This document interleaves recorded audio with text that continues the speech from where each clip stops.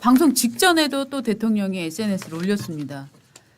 다주택자가 안타까운 분들 돈이 마귀라더니 마귀에게 양심마저 빼앗겼나. 또 다른 데 이런 제목도 뽑았습니다. 우리가 내란도 극복했는데 부동산 투기 하나 못 잡을 것 같냐. 뭐 이런 얘기도 했는데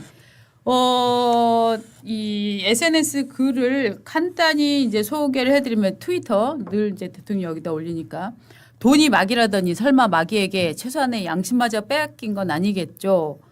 대한민국은 위대한 대한국민의 나라다. 망국적 부동산 투기는 무슨 수를 써서라도 반드시 잡겠다. 이전에도 실패했으니 이번에도 실패할 거라고 기대하고 선동하는 분께 알려드린다. 먼저 과거에는 부동산이 유일한 투자 수단이었지만 이제 대체 수단이 생겼다. 완전히 과거와는 상황이 다르다. 즉 주식 투자라는 얘기인가요? 그다음에 국민이 변했다. 이제 투자 수단도 2위로 내려앉았다. 뭐가 부동산이. 그리고 여기가 중요합니다. 마지막으로 국민 선출한 권력이 달라졌다. 공약 이행률 평균 95%. 저는 절박한 후보 시절에 한 약속조차도 반드시 지키려고 노력을 한다. 이제 대한민국 최종 권한을 가진 대통령으로서 빈말할 이유가 없다. 엄포라고 생각하는 분들, 다주택자 눈물 안타까워하며 부동산 투기 옹호하는 분들, 맑은 정신으로 냉정하게 변해 현실을 직시하기 바란다. 당장의 유불리를 따지지 않으면 사용할 수 있는 정책 수단은 얼마든지 있다. 그 엄중한 내란조차 극복하고 새롭게 출발한 위대한 대한국민인데 이 명백한 부동산 투기 하나 못 잡겠나. 협박, 엄포가 아니다. 모두를 위해 필요하고 유용한 일이어서 권고드리는 거다. 이번이 마지막 탈출 기회다. 어떠셨어요? 탈출할 기회라고 대통령은 말하고 있는데 탈출하고 싶어도 탈출하는 게 원천적으로 봉쇄되어 있어요. 왜냐하면 우리나라는 지금 부동산을 살 때 전세 끼고 못 사게 돼 있거든요. 네. 그렇습니다. 그리고 전세입자를 그 집주인이 나가라고 할 수도 없어요. 그럼 어떻게 하라는 거야 매매를. 어떻게 해야 돼요? 방법이 있으면 나 이재명 대통령한테 묻고 싶어. 이재명 대통령 거기 그때 어떻게 이재명 대통령이 집주인이야. 그런데 전세를 내놨어. 전세입자 지금 살고 있는 지가 1년 됐어. 근데 집을 팔으라고 하니 살려고 하는 사람은 전세를 끼고 사야 될 거 아니에요. 전세입자가 있으니까. 그런데 전세입자 보고 나가라 할 수는 없어. 그렇죠. 그리고 실거주자가 아니면 집을 지금 못 사. 그럼 그때 집 어떻게 팔아야 돼? 아니 이재명 대통령 바쁘면 청와대에 있는 사람 뭐 정책실장이라도 답변을 좀 했으면 좋겠어요. 그때 어떻게 해야 돼요? 20억짜리 집을 시세에 내놓고 시세에 팔려고 하니까 그런 문제가 생기는 거 아닙니까? 아니 그거를 15억에 내놔도 방법이 없다니까. 아이고. 논리적으로 방법이 없어. 전세입자가 살고 있으면. 그래서 8억에 네, 내놓고 오늘 기사에 보면 어.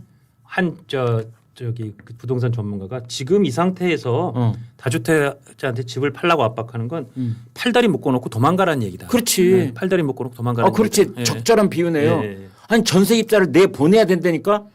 아니 그러니까 막대한 돈을 주고 내보내면 되잖아요. 한 10억 주고 내보내고 당신은 원래 샀던 집이 6억대였는데 지금 20억대 갖고 지금 당신 도둑놈이야.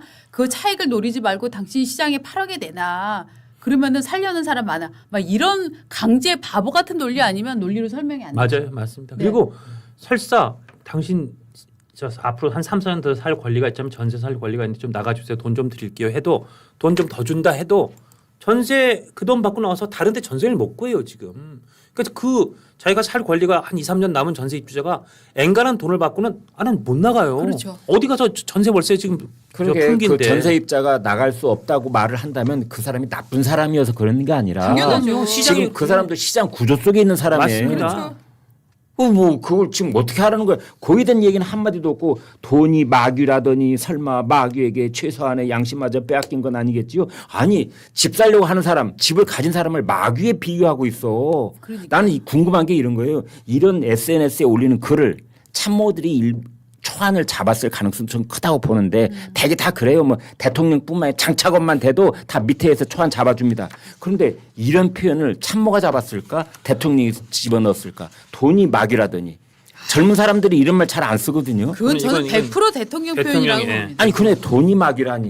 네. 집 가진 사람들은 마귀야 지금? 집값 오르기 바라면은 진짜 악마인가요? 주식 네. 오르기 바라면 천사고 집값 오르기 바라면 마귀고 그렇다니.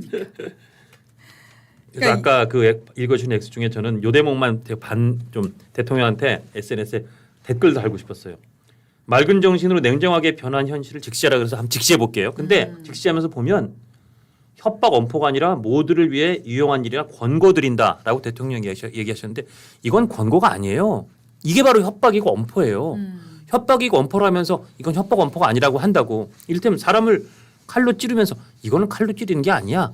그냥 이 칼과 너의 아주 진한 대화를 나누는 거야. 그런다고 아, 이 사람이 나하고 대화를 나누는구나 생각할 수 있어요. 여기서 피가 나는데 협박 엄포를 하시면서 대통령이 그냥 권고라고 말하면 이게 계속 제가 여기서 강조하고 있지만 아, 대통령에게 더 이상 이런 험한 단어, 험한 표현 말고는 쓸 카드가 별로 없구나라고 시장 맞습니다. 플레이어들한테 읽힐 수 있다고 저는 아니 생각해요. 그 이 글 중에 보면 이전에도 실패했으니 이번에도 실패할 것으로 기대하고 선동하시는 분들께 알려드립니다.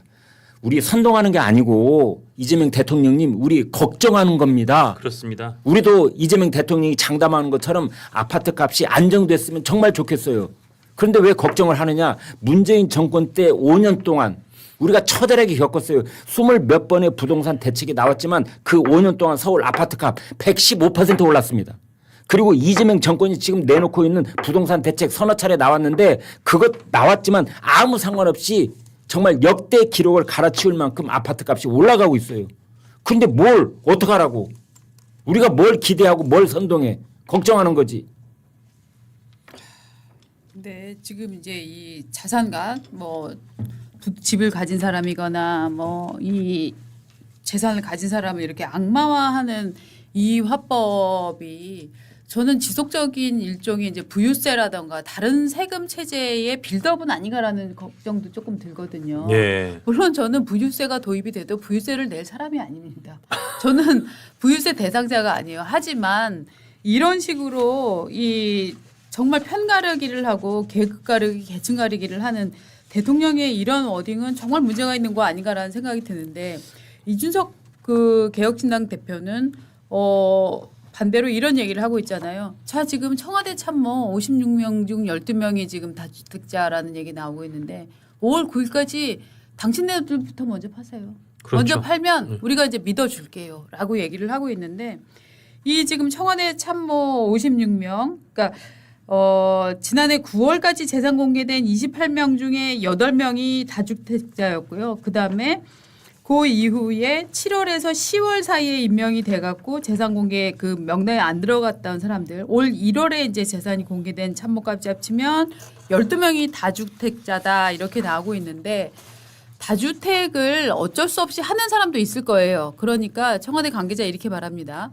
본인이 거주하는 집 외에 부모 자식이 살고 있는 집을 소유하거나 증여 상속에 의한 지분 소유인 경우가 많다.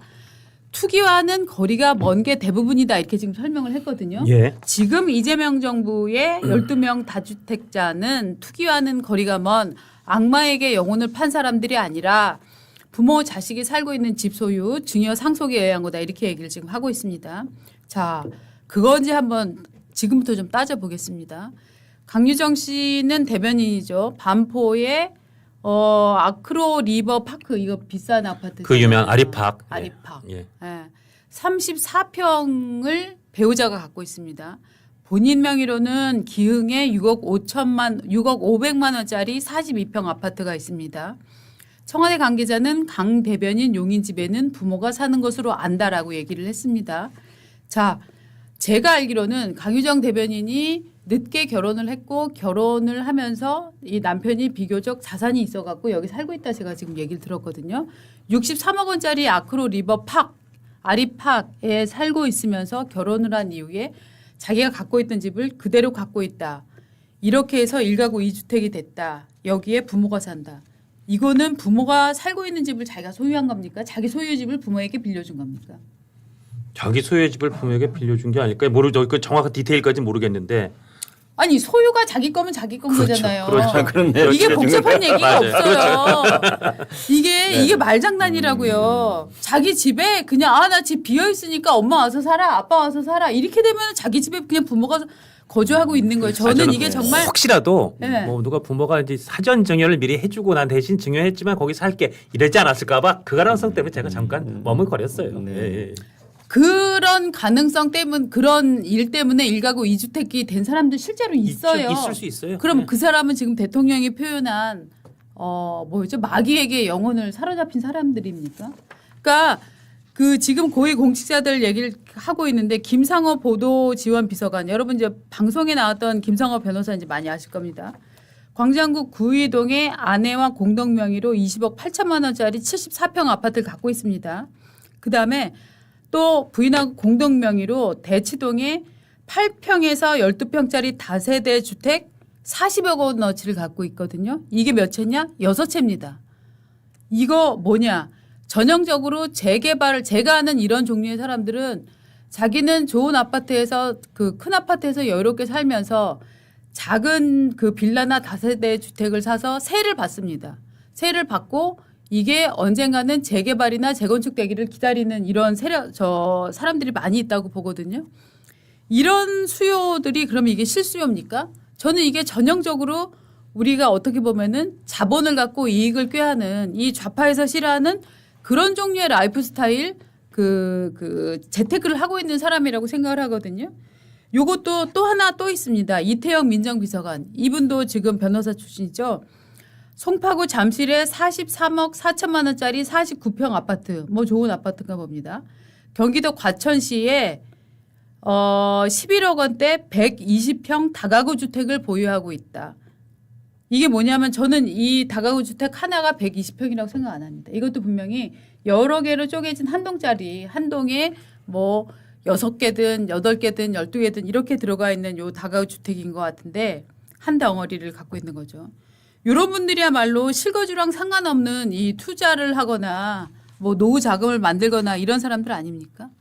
이런 사람들을 청와대의 눈으로 볼 때는 투기하는 거리가 먼 분들이고 또 일반 국민이 이런 거를 하면은 지금 마귀에게 영혼을 사로잡힌 사람들이고 이렇게 지금 분류를 해야 되는 겁니까? 아까 말씀 중에 김성호 보도지원비서관 변호사라고 하셨는데 제가 좀 100% 팩트 체크가 안 되는데 네. 제가 알기로는 언론인 출신의 제 좀 친구예요, 친구. 그 김성호 그 같아요. 김상 죄송합니다. 네, 그래서 네. 여기가 맞을 거예요. 왜냐면 얘가 그때 춘추관장 된다 그랬으니까. 맞습니다. 예, 저 언론인 출신인데 대학교 때 친구인데 여기가 부인이 좀 돈을 많이 잘 버는 쪽이에요. 그래서 아마 부인과 처가 쪽이 뭐 그래서 한데 어쨌든 저도 깜짝 놀랐어요. 이번에 이거 보고 야, 이 김 비서관이 이렇게 집이 많았나? 근데 이거는 두고두고 네. 아마 계속 그 좀 문제거리가 되지 않을까 싶어요. 이건 한두 채가 아니잖아요, 지금. 그렇죠. 근데 예, 그게 한두 이제 채가 작은 뭐 예. 8평에서 한 12평 뭐 이 정도 되는 것 같아요. 예. 네. 예. 그거를 이제 6채를 가지고 있다는데 그렇죠. 숫자로 치면 이제 큰 것 같지만 사실은 규모로 치면 큰 건 아닌데 예. 그러니까 똘똘한 한 채보다 오히려 값은 이제 한참 미치더라고요. 구이동에 뭐 어떤 뭐 똘똘하게 보이는 한 채가 있긴 하고 네. 그 외에 이제 예. 예. 예. 구이동도 74평인데 20억이라고 하는 걸 보니까 그게 비싼 건 그 아니에요. 비싼 건 아닌 것 같아요. 여기에 이런 아파트가 있나? 네. 제가 구축. 구이동을 좀 알거든요. 오래 예. 살아가지고 어디를 말하는 거지 이런 생각이 들기도 하는데 아무튼 그러나 이 다가구 주택을 이제 한 동을 별도로 샀는지 그렇습니다. 예. 아니면 그중에 쪼개가지고 일부를 샀는지 저건 이제 투자라고 봐야 될지 투기라고 봐야 될지 실거주 목적은 아니에요. 아무튼. 그렇습니다. 네. 예. 그러니까 이런 경우가 지금 대통령이 얘기하는 다 집 빨리 팔아라. 네. 집 특히 여러 채 갖고 있는 사람에 대해서 아주 일종의 악마화라는 그 대상, 그 카테고리한테 들어간다고 봐야죠. 네. 예. 그렇죠. 전형적으로 저는 그 카테고리에 들어가는 케이스라고 생각을 하거든요. 예, 예, 예. 그러니까 이를테면은 이주환 과학연구비서관 보면은 대전에만 2채가 있는데 또 그다음에 김소정 사이버안보 비서관 보면 요렇게 아파트 갖고 있는 것들을 보면 이 사람들이 그냥 적정한 시점에 각자가 갖고 있다가 결혼을 해서 2채가 됐나 보다 이렇게 이해할 수 있는 부분들이 있다니까요. 예. 그런데 요런 케이스들을 하고 뭐 6억짜리, 5억짜리 뭐 하나씩 있는 뭐 7억짜리, 6억짜리 있는 케이스들 말고 결혼에 의해서 생성된 이런 거 말고 이렇게 8 내지 12가구 다세대 주택을 이렇게 큰 덩어리를 갖고 있는 거 예. 이런 것들은 저는 필요에 의한 투기와는 거리가 먼 것이 대부분이다라고에는 절대로 들어갈 수가 없다고 저는. 그렇습니다. 예. 예. 자 그렇기 때문에 지금 대통령이 이렇게 국민을 향해서 지금 내 말 무시하냐? 지금 마지막 경고야라고 이런 식으로 얘기를 하실 시간이 있다면 먼저 대통령실 청와대의 식구들은 어떻게 되고 있는지 요거부터 저는 챙겨봐야 된다고 생각을 합니다. 오늘 어느 신문 사설을 지적했던데 그때 환율 한참 난리 났을 때 네. 지금도 환율 아직 불안하지만 서학개미가 자꾸 저기 미국 주식 사서 그렇다는 식으로 사실은 맞아. 서학개미 탓을 했을 때 서학개미들도 완전히 열받았을 뿐 아니라 네. 실제로 그 고위공직자 재산 공개하니까 미국 주식들 엄청 들고 있더만요. 그치. 그때도 열받았는데 네. 이번에도 뭐 다주택자가 완전히 무슨 이 부동산 집값을 끌어올리는 나쁜 사람인 것처럼 대통령이 얘기를 했는데 아니 고위공직자들 보니까 수두룩한 다주택자 수두룩한 저 최고 이 소위 투기 지역 무슨 토지 거래 허가지조 구역에 집들이 잔뜩 있는 거 보고 당신들은 갖고 있으면서 우리 보고 팔라고? 그거부터 먼저 팔아봐. 그래서 그 얘기 안 나올 수가 아니 없어요. 그건 간단한 것이 지금이라도 청와대에서 청와대 직원들은 미국 주식 다 팔았는지 그거 발표 좀 했으면 좋겠어요. 간단하게 조사할 수 있잖아. 제가 볼 때는 안 팔았으니까 발표 안 하겠죠. 내부 통신망에 올려가지고 미국 주식 있는 사람 이실직고 할 것, 팔았으면 팔았다고 표시할 것. 10분이면 조사 끝나겠다. 그랬다가 저번처럼 그때 그 어느 민정수석 이름은 민정수석처럼 집 팔래니까 민정수석 내놓은 사람이 있어요. 그렇죠. 집 내놓고 미국 주식 내놓으라면은 청와대 사표 내고 나올 사람이 있겠다. 네. 그랬다가 그 사람 나오기만 기다리는 또 예비 후보들도 있을 테고 그렇습니다. 세상은 묘하게 돌아갑니다.